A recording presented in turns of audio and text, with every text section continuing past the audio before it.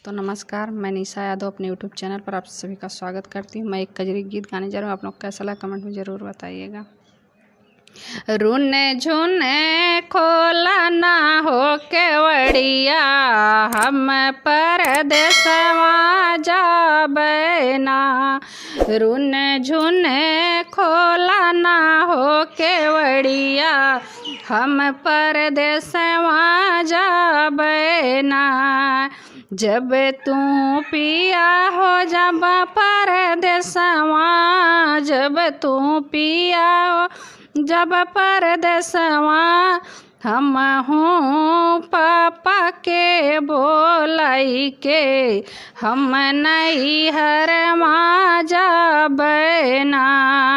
अपने पापा के बोलाई के, हम नैहर मा जाबे ना। रूने झुने खोला ना हो केवड़िया, हम परदेसवा जाबे ना। रूने झुने खोला ना हो केवड़िया, हम परदेसवा जाबे ना।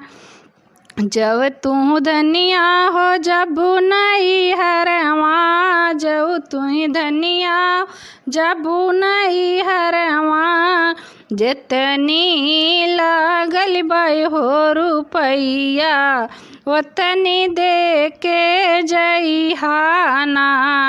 जितनी लागल बई हो रुपैया, उतनी दे के जइयाना।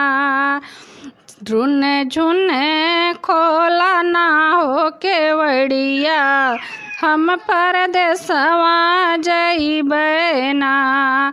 रूने झुने खोला ना हो केवड़िया, हम परदेसवा जइबे ना।